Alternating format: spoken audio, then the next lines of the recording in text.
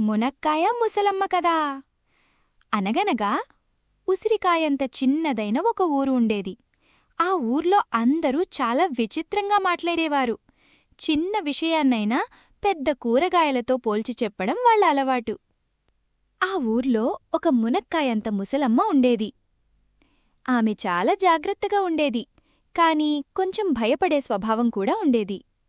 ఆ ముసలమ్మ దగ్గర బంగాళదుంపంత పెద్ద బంగారముండేది. అది ఆమెకు చాలా ప్రాణం. ప్రతిరోజూ ఆ బంగారాన్ని తీసి చూసి, ఇదే నా ఆస్తి, ఇదే నా భవిష్యత్తు అని చెప్పుకొని మళ్లీ దాచేసేది.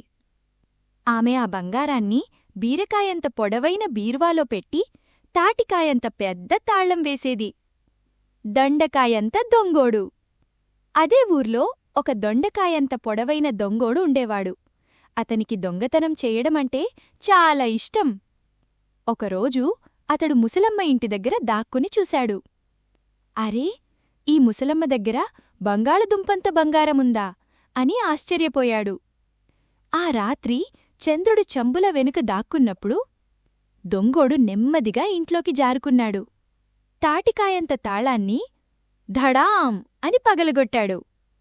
బీరువా తెరిచి బంగాళదుంపంత బంగారాన్ని ఎత్తుకుని పరిగెత్తిపోయాడు.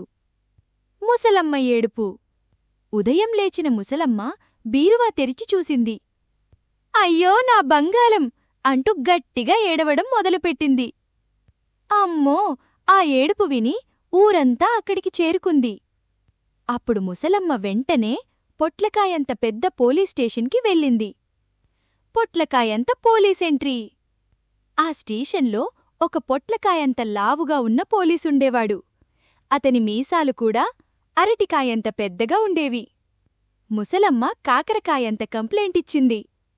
అయ్య పోలీసుగారు, నా బంగాళదుంపంత బంగారాన్ని దొండకాయంత దొంగోడు దొంగిలించాడు అని చెప్పింది. పోలీసు వెంటనే సీరియస్ అయ్యాడు. డోంట్ వరీ ముసలమ్మ, మీ బంగారం తప్పకుండా తీసుకొస్తాం అన్నాడు. జీడికాయంత జీపు. పొట్లకాయంత పోలీసు వెంటనే జీడికాయంత జీపులో బయల్దేరాడు. అతనితో పాటు అనాసకాయంత పెద్ద అమీను కూడా వెళ్లాడు. పోలీసు చేతిలో లవంగమంత యాటీ ఉంది. వాళ్లు ఊరంతా వెతకడం మొదలుపెట్టారు. పచ్చిమిరపకాయ ప్రశ్నలు.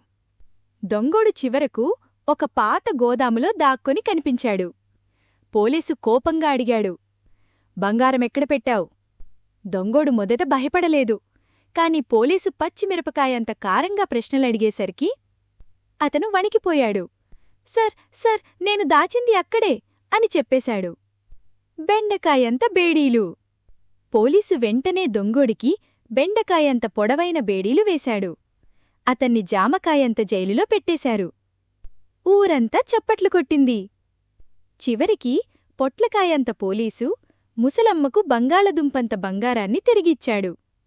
ముసలమ్మ ఆనందంతో, పోలీసుగారు, మీరు నిజంగా మా ఊరి హీరో అని చెప్పింది. చివరికి పోలీసు, దొంగతనం చేసినవాళ్లు తప్పకుండా పట్టుబడతారు అన్నాడు.